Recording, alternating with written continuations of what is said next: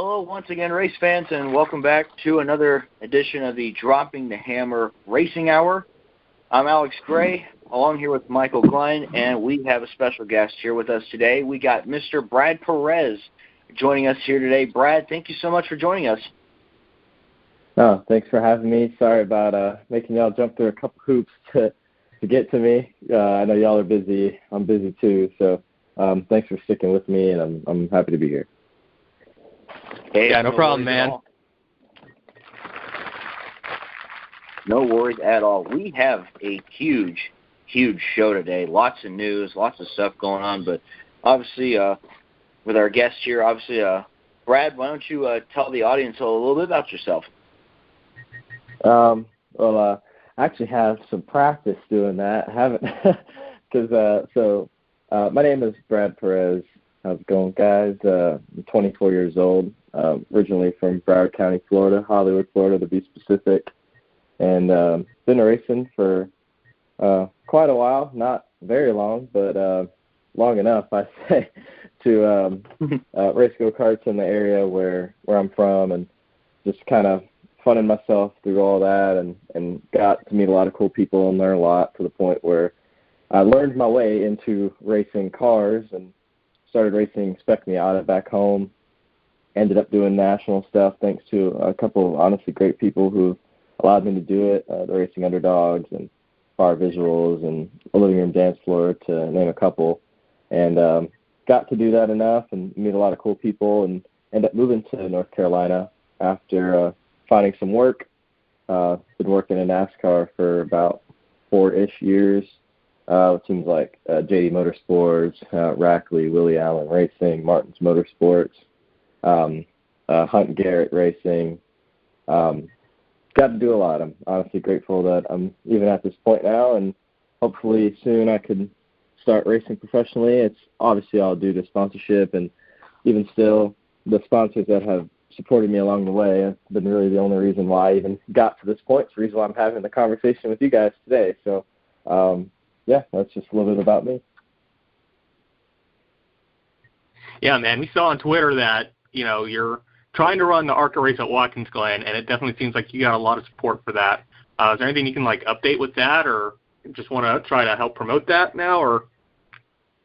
I'd like to promote it as much as possible. Well, honestly, that post kind of started because I honestly hate going and asking people for things. It's kind of been one thing that's so difficult in racing, because racing is almost built upon asking for help, because there's no way that a young Brad Keselowski could afford to buy, etc. It has to be somebody supporting him. Any great motorsport driver had to have been supported in some way, sense, or form, whether it be their parents or sponsorship or any type of situation. So for me, it's been difficult, because although my parents have tried their hardest to get me to where I am, and for sure I wouldn't have been able to do it without my dad helping me out getting this Miata at first, it comes down to somebody helping you. And I kind of was stumped. I had somebody that said they were going to help me do it, try to put all the pieces in the right place to make it happen. They couldn't do it, and I wasn't going to fault them for it, but I was hungry at that point. I was like, man, I can't give up on this. So I figured, screw it. The best way is just to say, I'm going to put it out there, and whatever happens, happens. And the response was really good. So been able to raise a little bit. I've put in a lot myself. Had a couple people that are really close to me decide to put in a little bit. They don't want to be named, but if time comes, I'll name drop them. But raised just about half to do it. Still looking for it. Got a little deadline coming up, but I think it's still possible. Anything is really possible. Anybody can step up, and just the thing is that return that I will give is I don't want to put it out there, but it'll be a lot, because that's something that I won't forget. And years from now, if I don't make it any further, or if I don't even get there, it'll be something that I'll remember forever, and for sure I'll make sure everybody else remembers, because it'll be probably one of the coolest things that's ever happened to me. Yeah, when you're one of these younger racers who doesn't come from this background of money or even racing, then yeah, you definitely need to find people who will be in your corner to help you as you try to move up the ladder. That's something I've learned because, I don't come from money. My family was never into racing, and they sacrificed so much just to even get me in a cart and then to move me up into a midget. And unfortunately, that's kind of as far as we can go with them. So, yeah, unfortunately, it is kind of just trying to find people who will support you, which fortunately sounds like you have found. And that's definitely what it takes for these younger racers to get up there. Because, like you said, you can't do this alone. I mean, I really don't think anybody could do this alone. Yeah, absolutely. Right. That's exactly what it is, and that's why it's unlike other sports. I had a conversation the other day, and I forgot who was the person that talked about this. Actually, it's LeVar Scott. Yeah, I was at the summer shootout, and a buddy of mine races for Rev Racing, LeVar Scott. We were talking about just our futures and what it's like, and he comes from just other random regular sports, not like motorsports, and he goes, well, motorsports is fun and it's competitive and it's honestly one of the greatest feelings in the world. But let's say you go out to the racetrack and you have a bad week, and it's like, well, you could have done everything right. The car could have been wrong. The call could have been wrong. Lap traffic, it could have been a part on the car that cost $5. It could have been a part in the car that cost $1,000. It could have been, your spotter couldn't be there, so you had somebody else that made it different, or you made a bad adjustment. And the only thing you can dwell on is, well, I hope I can make all one of these 5,000 pieces work the next week. Where, let's say, if you had a bad week and you were a baseball player, let's say you went to the plate and you struck out 3 times, and you have to just go back in the batting cage and figure it out. You have to keep going to practice and figure it out on your own. And in motorsport, it's just not like that. And it's just that's the difficulty of it, and that's why it's just you can't do it alone.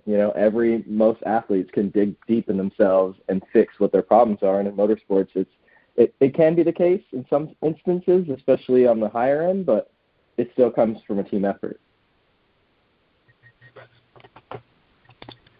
Yeah, and there's definitely this idea that racing is not a team sport, that, it's just a guy going out there and driving.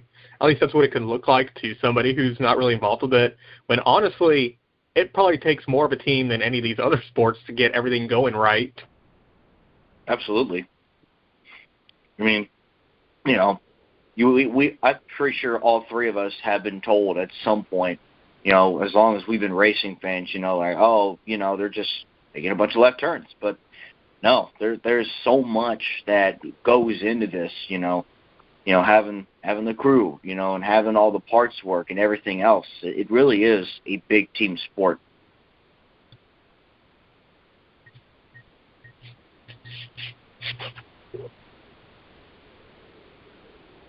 Yeah, I didn't know what to add to that, so yeah. But yeah, I mean, you said it. I mean, that's really what it is, man.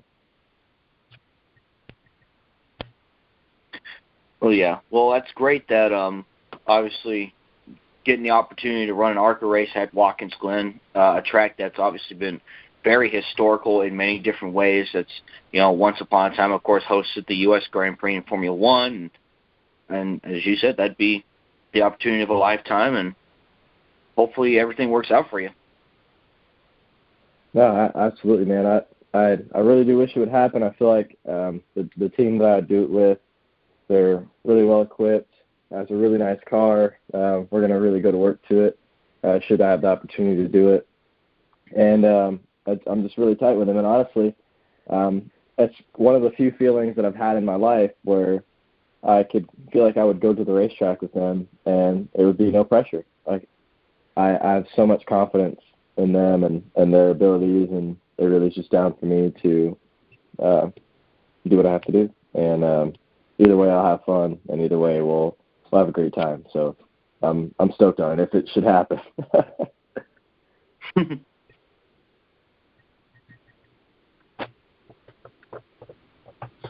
Alrighty. So obviously great to hear about that. It's great to hear a racer getting their opportunities, and obviously, moving into drivers getting their opportunities. There is so much going on with silly season right now. This is probably, I know in past years we said this is the craziest. I think this is truly the craziest silly season And I think the crazy has yet to come, at least I feel like, because we had some news drop today. This morning, we had some drop yesterday. It was been announced that Austin Cindric will take over the number 2, replacing Brad Keselowski, which, of course, ultimately confirms that Keselowski is going to go to Roush Fenway Racing next season. And a little bit of a plot twist here, Harrison Burton is going to join the Wood Brothers next season in the 21, replacing Matt DiBenedetto. Apparently, Harrison's dad, Jeff Burton, former NASCAR driver, has been his acting general manager because of his garage relationships and brought the Wood Brothers opportunity to the table for him. So obviously it's kind of cool that, Jeff's willing to help out his son, Harrison. So much going on. It's crazy. Trackhouse purchasing Chip Ganassi and the speculation that, 2311 is going to expand. We know Trackhouse is going to have 2 cars. I wanted your all's thoughts on all the silly season changes so far and what is possibly to come. Certainly wasn't expecting, this here. I mean, honestly, what I was expecting was Cindric to stay into 21 and DiBenedetto could be going on to Penske. But, to hear Cindric actually going ahead and getting bumped up to Penske and then having a guy who's not even in the pipeline, for the Penske Wood Brothers team getting moved up there, it was definitely kind of a shocking announcement, to say the least. Yeah, and, obviously you look at Toyota and you lose yet another prospect, because you don't have a whole lot of Cup rides right now. Obviously, I know you're trying to get 2311 up to speed and perhaps try to bring in another program. We've heard rumors of potentially Richard Petty or JTG, but, yeah, I mean, in Harrison Burton, that's a pretty big prospect. I mean, had an explosive season last year. Trying to remember, has Harrison won yet this season? I don't think so. Okay. Well, still, he's having a solid season. Kind of surprising he's yet to win a race. Really, I think the only car in that JGR camp, 54, is the only car that really has been winning races with Kyle and Ty Gibbs. But I still think their Xfinity program will get them, or a few here at some point. And we'll get to all that insanity in a little bit.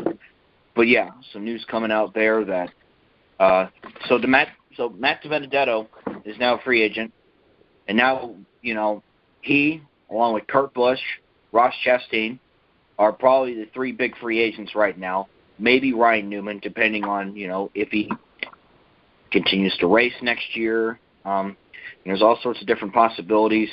We don't know what's going on with JTG Daugherty just yet. What's going on there? Lots and lots of things have yet to occur. Kyle Larson also extending his contract to 2023. When we look at potentially open rides, obviously Colleague Racing will run 2 full-time teams. Justin Haley will run one of the cars. Team has announced AJ Allmendinger will run a partial schedule, but maybe that could be a 3rd team. Another driver could be a 2nd car full-time. Maybe that could be a possible landing spot for Ross Chastain, potentially, because he has raced with Colleague before in Xfinity, and maybe, they're willing to put him in a Cup car.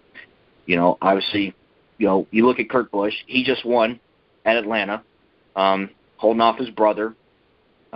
Pretty much, it was shades of 2019 Kentucky. That's what it really felt like. And Kurt really, I think, helped his stock. He said that, he's been talking to Trackhouse, 2311, pretty much anyone he can talk to. And apparently, he hasn't left out the possibility of maybe even going to the Fox booth since Jeff Gordon is leaving.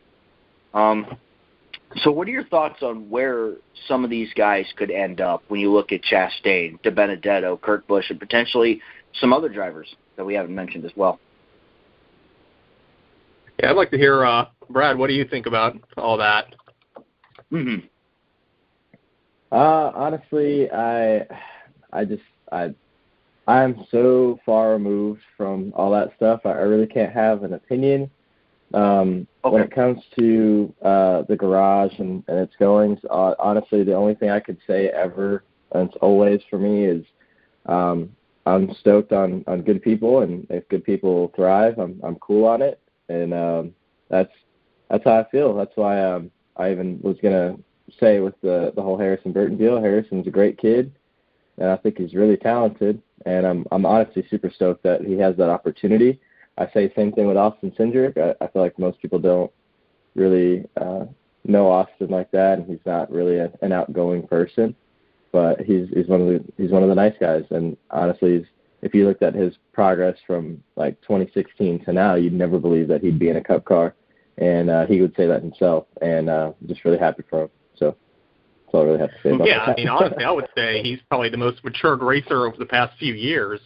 I mean, 2017, of course, he was in that truck, and of course, he definitely riled up some feathers there. And he continued to do that really into the Xfinity Series the next year, but it seems like since then he's just kind of grown more and more as a driver and a person. And at this point, I would say, like I said, I was shocked to hear that announcement, but at the same time, I'm kind of not, because I would definitely say, based on his performances, he could probably do well in a Penske car. No, I totally agree. Yeah. Well, yeah, I completely agree. Matt DiBenedetto did say a few things. He says he found out yesterday that he wouldn't be back with the Wood Brothers next year, saying, quote, "I'm getting the crap," didn't say crap, end of the deal. He feels like the team was finally turning a corner in 2021. And, of course, we got to remember that DiBenedetto was actually going into the season with the original thought that we knew he was going to get replaced by Cindric. But then, of course, the Brad Keselowski thing popped up, so then we all started thinking, maybe, there's something there for him at Penske, and that I believe Penske even had like an option for him. SiriusXM also, Matt DiBenedetto was asked if Team Penske gave him a reason why he was being replaced. DiBenedetto said, quote, "I didn't really ask. It wasn't even worth it to me," from what he said. So, and it's tough because, go ahead. Yeah, I mean, I don't know many teams that would, just straight up say, we're replacing you and this is why, I mean, there have been times, from working in ARCA where I've had to be let go from a team, and stuff like that, and I was never really given a reason why. It was just kind of, look, stuff's happened and, we got to release you. So, wouldn't surprise me if that's sort of the same deal on that level. Yeah, I see what you mean.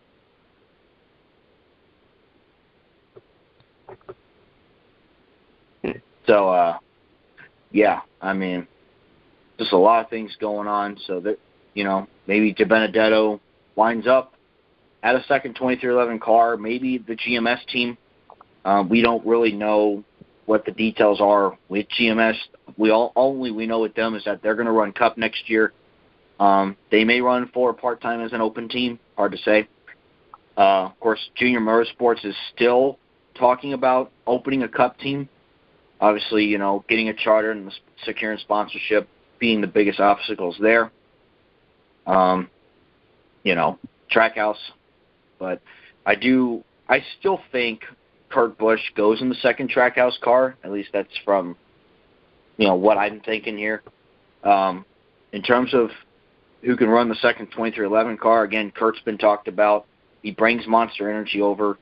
And then again, you could probably name several drivers for that car. So, that car's kind of up in the air when you think about that. But, I think that's probably everything. Well, okay. There are rumors left and right, some of them not as credible as others. I know I heard someone supposedly said the other day that Kevin Harvick might be buying into JTG Doty Racing. I don't know how true that is, so that's, who knows at this point with how insane this silly season has been. 2022, I think, is going to feel like a fever dream in NASCAR almost. And I thought last year was a fever dream with the circumstances, but, man.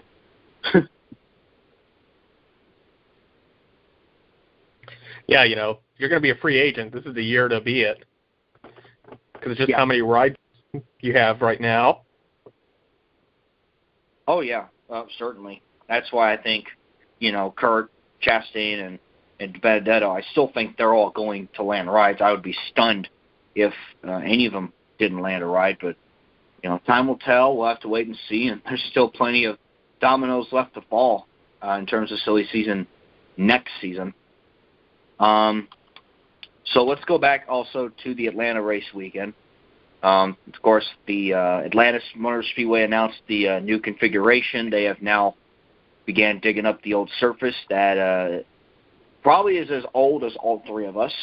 We might be a little bit older. But, so they're going to add some more banking into the turns and make the track a little more narrow.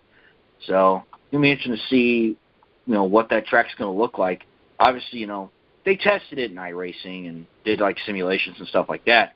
But we're not going to know what it's truly going to do until we see the real thing, in my opinion. And I feel like the surface got the send-out it deserved, with an old dog like Kurt Busch winning, holding off his brother the way he did, and, maybe reminiscence of Talladega Nights with the help of his teammate Ross Chastain. I'm pretty sure he'll probably owe him one at some point.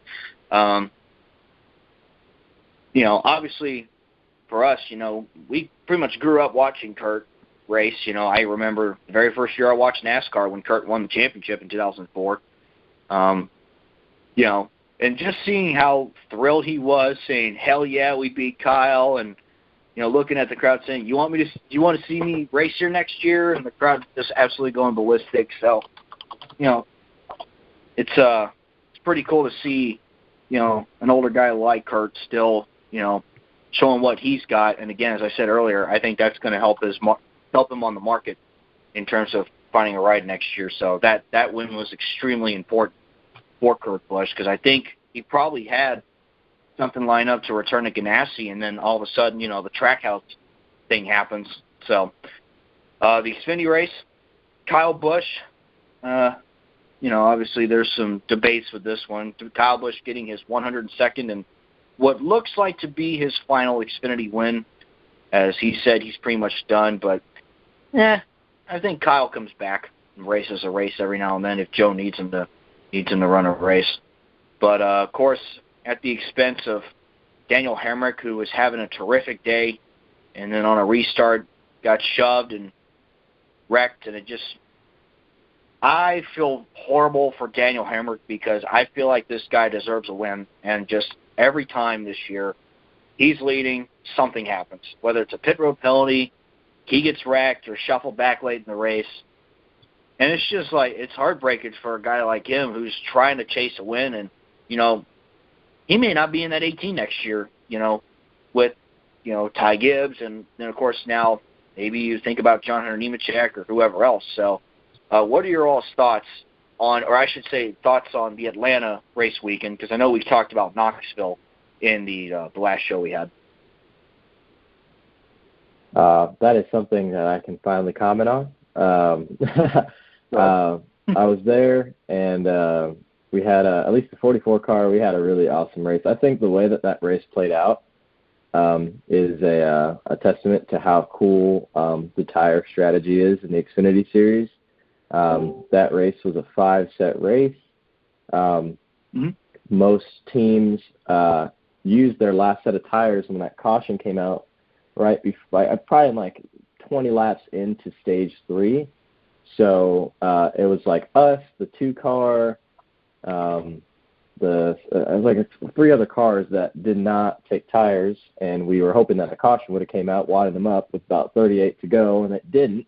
Went green, and then the caution came out with a couple laps to go. I think it was Carson Ware, and we got trapped a lap down, didn't get the lucky dog, ended up taking the wave around, and luckily the call by Kyle Weatherman's team saved us and got back on the lead lap. And it was crazy because we drove from about 30th to 16th in 2 laps. So imagine what could have been if we were able to take those tires just a little bit earlier. Same thing with the 2-car. So, Atlanta was really cool. We had a really fast car and took a crazy gamble, and that crazy gamble could have been much more than 15th around. So that was awesome. I'm going to miss Atlanta for sure. It was extremely hot, which is to be expected, but the racing was awesome, and the strategy calls are pretty cool, and it was fun watching the comers and goers of that race. Yeah, it's pretty crazy watching Atlanta. At least it was with the old surface, and obviously I think it's going to change with the new one. But just seeing how this track ate up tires, I mean, the Xfinity race especially, because it's like you're having to wheel that more than the Cup cars now because you got the greater horsepower. And I think last couple races there, I've heard of teams having to go to scuffs, and that's not something you hear about very often, especially for the top teams. So definitely seeing how that strategy comes into play at that track. That's going to be something I miss about the old Atlanta. Yeah. Yeah, I mean, there was a point where they had to throw the red flag for like 20 minutes because the surface was finally coming apart on the front stretch, so they actually had to go in and patch that up real quick. And a lot of drivers have also been kind of vocal this past weekend. Some of them are kind of skeptical about the repave, judging from what happened to other SMI tracks like Bristol, like Texas, like Kentucky, and obviously again, we won't know until when this repave is done. But it had to be done. It had to be done. The surf, this was long awaited. It was going to happen at some point, and I understand. Driving on that rough surface made it fun, and it ate up the tires, and it played really good tire strategy because of that. So, racing in Atlanta is going to be a lot different in 2022. So we'll have to see how that all nets out. Brad, any comments you have about the Knoxville truck race, if you can say anything about that? I was not there, so I can't really comment about being there, but the only thing I can say is I agree with what Carson Hocevar said, and I had spoken to Josh Berry at Atlanta about it because miss seeing my Rackley boys and girls. It really came down to, just the lack of respect, and I don't want to get into racing politics ramble, but it's just a matter of the situation of how the truck series is composed and their drivers and how the teams have to stay afloat. It doesn't facilitate respectful, clean racing. And it's a shame that a lot of good trucks were torn up. I feel bad for teams like Dawson Cram that had Cody Erickson in the car or in the truck. They don't have many trucks at their shop, and that one was absolutely junked. And it's not their own doing. It's just a matter of what had happened. Same thing with Ray Ooms, Jake Griffin getting wrecked. Our Rackley truck, we don't have many trucks right now, and Josh had a really awesome truck. Chad and the boys did a great job putting that thing together, had a great run going, and just got trapped on the top lane and got ran over. And it's unfortunate that that's the racing that occurs. And I'd like to say it's a little bit better in the Xfinity Series. I can't say it's always better. But as much as I would love to be a team owner one day, just if something like that happens and you can expect something like that to happen, that's just not right. And I wouldn't say 10 years ago that the same type of racing would occur. So that's good. I'll have to say about that. Yeah, I can tell you this. I was talking, end of last season, beginning of this season with some of my partners, and we were talking about potentially if we could get the approval, possibly trying to run this race. Because, with a dirt background, it would have played right into my strengths, which unfortunately, with everything that's been happening, it just didn't play into it.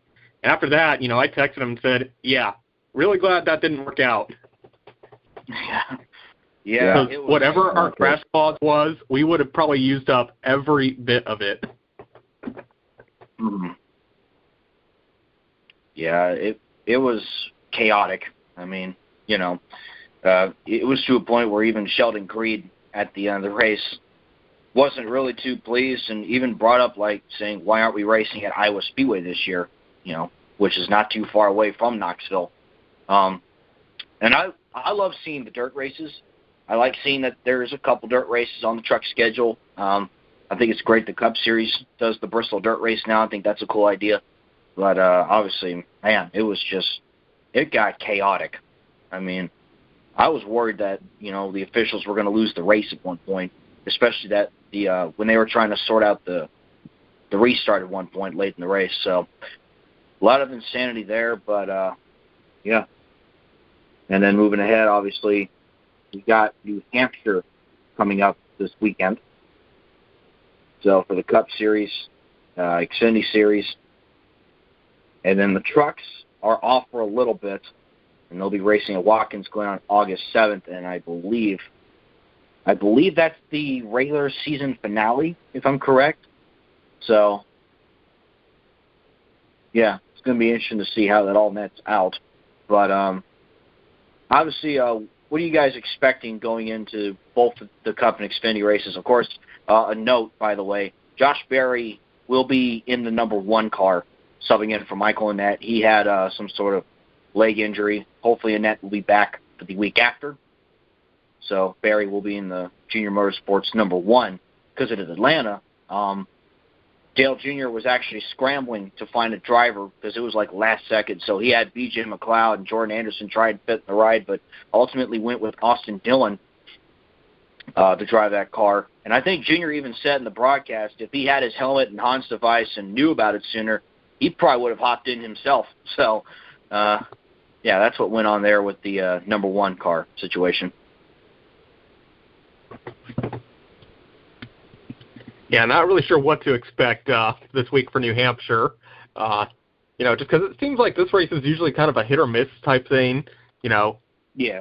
I guess the way to explain it is that sometimes they'll put on a good race, and sometimes you'll have a snoozer. Definitely not expecting much for the Cup. Just because I've just never really been a huge fan of this track personally. So it's kind of hard to go into, what we would expect for that. Honestly, I'm mainly looking forward to the modified race there. I know that's usually a pretty exciting one. Oh, yeah, definitely. Hey, is there a modified race this week there? Yeah, they race the same day as Xfinity. All right. Okay. Yeah, you're right on that. And also, this weekend as well, the SRX will conclude their season at the Nashville Fairgrounds. Chase Elliott will be running in that race. He also explained that the reason why he's running that race is so that he can help promote getting a Cup race there at the Nashville Fairgrounds. So, it's going to be cool to see Chase get to race with his dad, Bill. And I'm obviously looking forward to that. Oh, for sure, man. Definitely going to be a fun race. I don't know how close the championship battle is. I don't know, because I don't really know how the point system works. I do know, from my understanding, the battle is going to be between Tony Stewart and Ernie Francis. Yeah. And I'm just curious to see if anything comes of the Deegan-Tracy deal. Oh, yeah. Man, that was crazy at Slinger, which was a highly, highly entertaining race. That was the best race of the year, if you ask me, for SRX. Absolutely. It was a heck of a bash. All right. I do have the driver standings pulled up. So Tony Stewart has 199 points. In second place, Ernie Francis with 161. And then Marco Andretti, who won at Slinger, with 155. So Stewart's chances looking pretty good.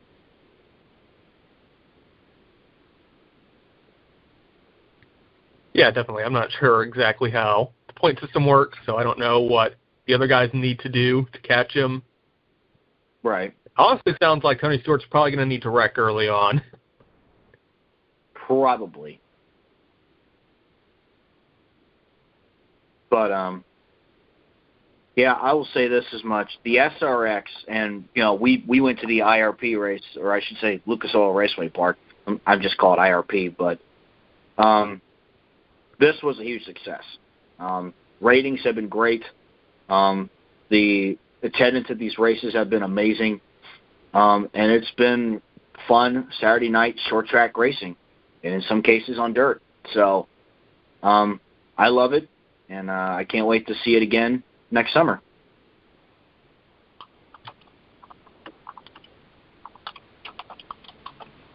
Yeah, for sure, man. I mean, that was definitely one of the most exciting events I've been to this year.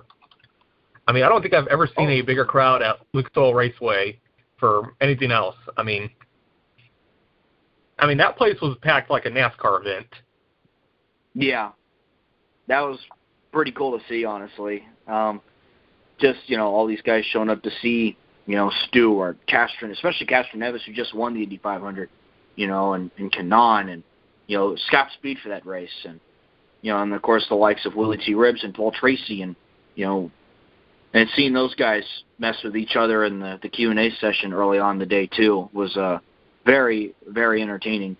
Brad, are you able to comment about anything about the SRX? I haven't been able to watch many of the races because just about every single one of them has been us going back to the airport and or driving back home after a race, watching it on our phones. Gotcha. I watched the Knoxville race, and I watched the inaugural race at Stafford, and I was not disappointed. I mean, I think the racing's fun. I think they keep it spicy. I think they're not afraid to add gimmicks in there to make racing fun, because let's be honest, like, racing is entertainment. Anything to keep the entertainment value up should be cherished. Same thing that goes with rivalries, with the whole Paul Tracy Haley thing. Like, didn't watch totally, but I saw like in highlights, and that's what makes racing fun. I mean, if it makes a headline, that should be all that matters. So I'm stoked on SRX. I think it's going to be successful. I didn't think it was going to be successful at first, but I'm not going to lie to y'all. But yeah, I like it. Hopefully I get to watch more of it. Maybe over the break I get to actually sit down and watch it on a Saturday night, so it'll be pretty fun. Mm-hmm. Yeah, absolutely. It's just been a ton of fun to get to watch that. I wanted to make a quick side note about the modified race. Some notable entries from what I see on here. Ryan Preece will be in the race. Ryan Newman is going to be in the race as well, driving for Mike Kerb. Bobby Santos III is entered as well. And I also see Max Mclaughlin and Andy Seiss on that list as well. Okay. Haven't heard of Andy Seiss in a while. Yeah. No, Andy Seiss is he's been around. He's actually an engineer for Trackhouse right now. Oh, really? Yeah, he's been on the track every week ever since the thing that happened with Our Motorsports. He's been working for Trackhouse. Really cool to see him. Awesome guy. I mean, if you ever get to talk with him, he's a really nice dude, and I'm glad he's getting to drive again. That's always fun. Yeah, man. Absolutely. Definitely gonna be cool, watching other guys like Max Mclaughlin driving that. He's run for the midget team that I'm supposed to start running for here, so I've worked with him a bit, and he's a pretty cool dude. So it'd be nice to see him try to get that first win. Mhm. Yeah, absolutely. Another name I see here, Doug Coby. I believe that is the man who won the first SRX race at Stafford. He's also entered in this race. So definitely a 33. Go ahead. Yeah, potentially gave up his shot at the championship just to run that too. So. Yeah. And I'd say it was worth it. He won that race, and really good reception from the fans there. So pretty cool moment, especially for, and I think it's cool that the SRX has, the local track stars. I got tip my hat to Luke Fenhouse this past weekend, by the way. 17 years old, youngest driver to win the Slinger Nationals, and he was up there fighting with Tony Stewart and those guys. Very impressive performance from Fenhouse. Very impressive. He's got a bright future ahead. Yeah, he's definitely going to be one of the guys who we need to look at, as like, this guy could be the next, big guy in the sport. Because, Yeah. you win the Sleater Nationals, which is one of the hardest late model races to win to begin with, and then you hop into an SRX car and you contend for the win. I mean, really, the only reason he didn't win was that last restart. So definitely someone who looks like they have a bright future in the sport ahead. Yeah, absolutely. It wouldn't surprise me if Tony Stewart's like, let's see, how can I get him in the Ford pipeline? So, yeah, I mean, I was highly impressed with Luke Vanhouse. I'd love to see that. All right. Is there anything else that you guys wanted to talk about or bring up at all? I don't think so, Brad. You got anything? I don't know off the top of my head. I don't know. I just want to thank you guys for coming along here and letting me be on your show. The only thing I guess I got to shout out Josh Williams Motorsports. I've been going to the shootout every Tuesday night with him, and want to give a shout out to all the families. Want to give a shout out to all the kids, all the crew members, Zach, John Boy, Josh, Mike, everyone. So just shout out to them, shout out to all the parents, love all of them, love the families, and just stoked on all my racing friends and stoked on you, Michael. Hope you get to do something soon. And, thanks, guys. Yeah, thanks, man. It's actually funny you bring that up. I'll tell you about that as soon as we hang up here. But, yeah. Yeah, absolutely, Brad. Thank you so much for taking time off your busy schedule to come join us. It was great talking to you, and obviously best of luck to you for the remainder of the season. Thank you, man. Thank you. Of course. So that'll wrap things up. I'm actually going to plug something real quick. I recently joined a site called the National Racing Network. I have begun writing race recaps and NASCAR news for that site as well. So feel free to check out NRN, the National Racing Network, on Twitter, on YouTube, and obviously their site, nationalracingnetwork.com, where I've been putting up a lot of race recaps and some news and stuff like that on there. They do a lot of great iRacing streams too. So feel free to check them out. And besides that, I'm going to go ahead and sign things off here. Thank you guys so much for tuning in to the Dropping the Hammer Racing Hour. Again, a special thanks to Brad Perez for joining us. From Michael Klein and myself, Alex Gray, we're signing off, and we'll see you next time. Peace.